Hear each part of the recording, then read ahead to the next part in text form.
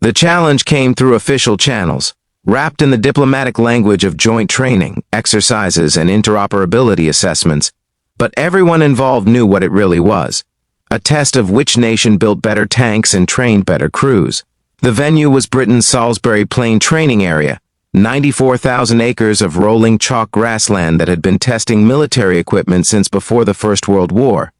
The exercise was Prairie Storm, a 2-week armored warfare competition that would push tanks and crews to their absolute limits.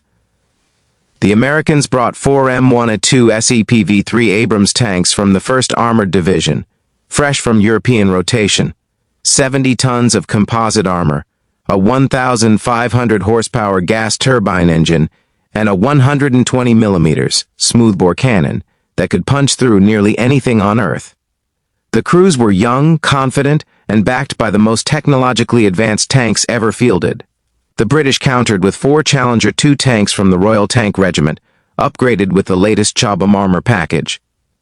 63 tons of proven design, a 1,200 horsepower diesel engine, and a rifled 120 millimeters gun that held the longest range tank kill in history, a record set in Iraq at over 3 miles. Captain Brad Hammer Kowalski commanded the American contingent. At 32, he'd served 3 combat tours and qualified as a master gunner. His crew chiefs were veterans of actual tank-on-tank engagements, a rarity in modern warfare. They'd trained on simulators so sophisticated they could replicate every variable from wind drift to target movement algorithms. Major Oliver Badger Hartley led the British team. 41 years old, with silver threading his close-cropped hair, he'd joined the Royal Tank Regiment at 18 and never left. He knew Salisbury Plain like his own garden. Every fold in the ground, every hull-down position, every sight line that could hide 70 tons of steel. The first event was pure gunnery, stationary shooting at ranges from 800 to 2,500 meters, with targets ranging from simulated enemy armor to soft-skinned vehicles. Speed and accuracy both counted. The Abrams crews were surgical. Their advanced fire control systems, stabilized gun platforms, and thermal imaging allowed them to acquire and engage targets with breathtaking speed. Kowalski's gunner, Specialist Danny Chen, put rounds through the center mass of 10 targets in 90 seconds, barely pausing between shots. "That's how it's done," Kowalski muttered, watching the target array explode downrange. The Challenger 2 crews were methodical. Their rifled gun required different techniques, their systems less automated but arguably more precise at extreme range. Hartley's gunner, Corporal Jonesy Jones, took 2 full minutes for the same target array, but every single round hit dead center, including 2 targets at maximum range that the Americans had only marginally damaged. The scoring was close. The Americans won on speed, but the British accuracy at distance kept them competitive. "Different philosophies," observed Lieutenant Colonel Sarah Mitchell, the American armor officer, serving as neutral observer. "The Abrams is built for rapid engagement and maneuver warfare. The Challenger is built to sit hull down and kill anything that moves on the horizon. Both work." Day 3 brought movement drills across Salisbury Plain's varied terrain. This was where things began to shift. The Abrams accelerated like sports cars, their turbine engines providing instant power. They hit 40 miles per hour on flat ground, pivoted with aggressive authority, and dominated the speed trials.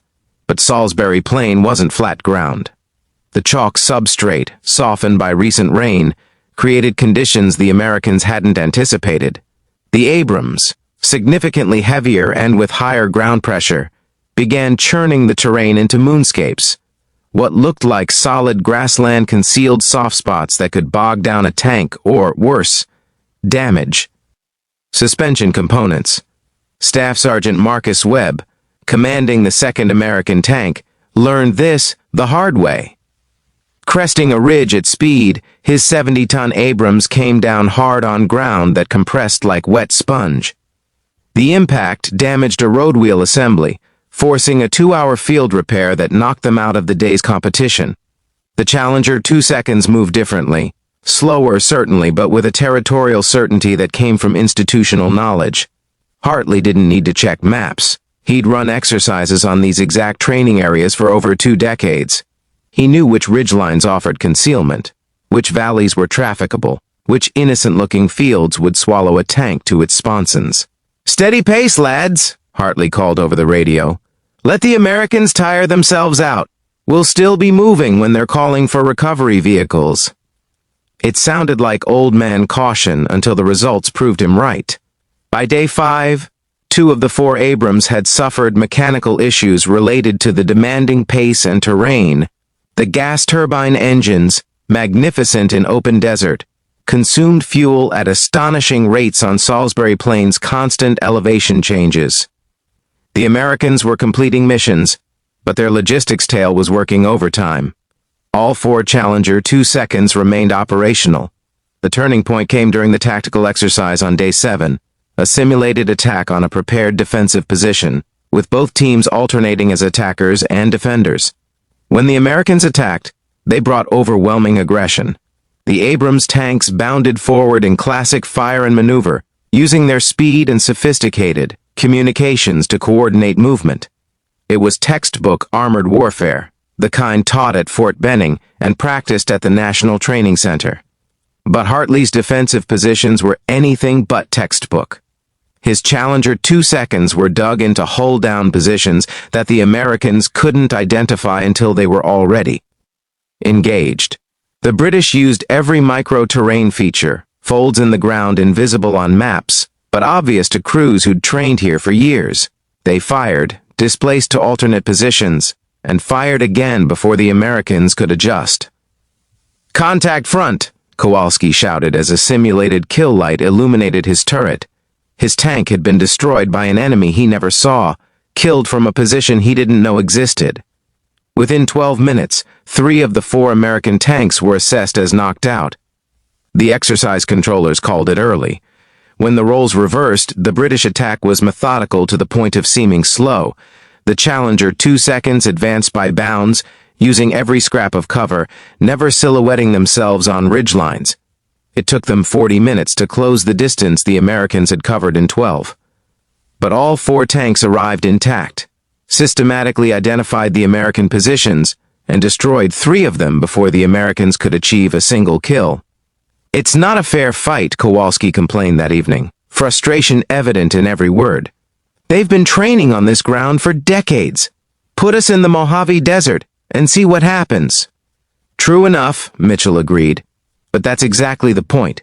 Territorial knowledge is a force multiplier that no technology can replicate. The Challenger isn't a better tank than the Abrams. It's not.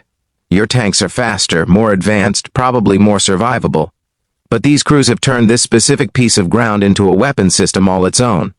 The final event was a 72-hour sustained operation, continuous movement, multiple engagement scenarios, limited maintenance windows, and realistic logistics constraints. It would test not just the tanks, but the endurance of crews and support elements. The Americans started strong, leveraging their speed and night-fighting capabilities to dominate the first day.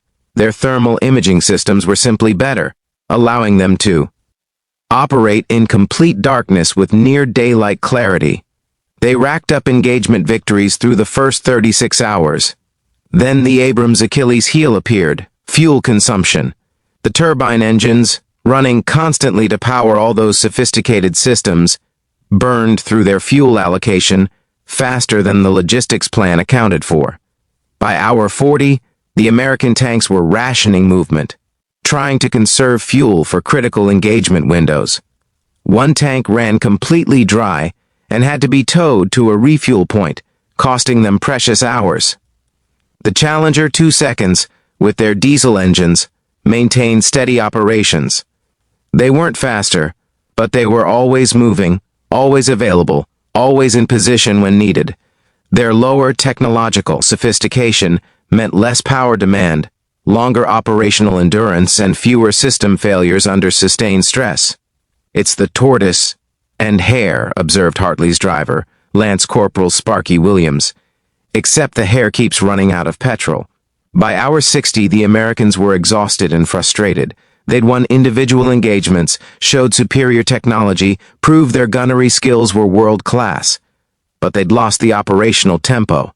The Challenger 2 seconds had simply outlasted them through steady, sustainable operations that leveraged terrain knowledge and mechanical reliability over technological edge. The final scoring wasn't close. The British dominated 7-2 across major categories, with the Americans winning only the pure gunnery speed trials and night fighting capabilities. At the closing ceremony, Kowalski found himself standing beside Hartley, both watching their tanks lined up for the final inspection. The Abrams looked magnificent, angular, aggressive, futuristic. The Challenger 2 seconds looked workmanlike, proven, almost old-fashioned. "Your tanks are better," Hartley said quietly. "Don't mistake what happened here. The Abrams is the more capable platform, no question. Then how did you dominate us?" Kowalski asked, genuinely wanting to understand.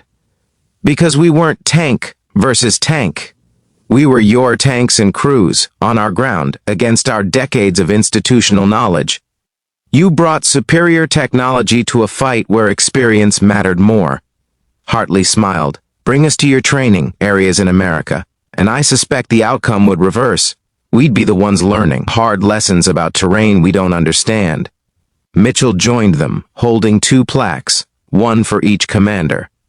"The lesson here isn't about which tank is better. It's about the reality that territorial knowledge, sustainable operations, and understanding your equipment's limitations can overcome technological superiority. The Germans had better tanks in World War II, didn't save them. The Soviets had more tanks in the Cold War, didn't matter. Victory goes to whoever can sustain operations and exploit their advantages." Kowalski accepted his plaque, second place, but earned honestly. "Same time next year? Colorado training area? Wouldn't miss it," Hartley replied.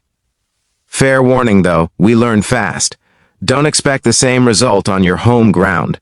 As the tanks rolled out of Salisbury Plain that final evening, leaving tracks in the ancient chalk grassland, both crews understood something fundamental had shifted. This wasn't about national pride or equipment superiority. It was about the eternal truth that experience, preparation, and territorial knowledge could level any technological playing field. The British had dominated because they'd turned Salisbury Plain itself into a weapon. The real question was whether either side could replicate that advantage anywhere else. The answer would have to wait for the next competition.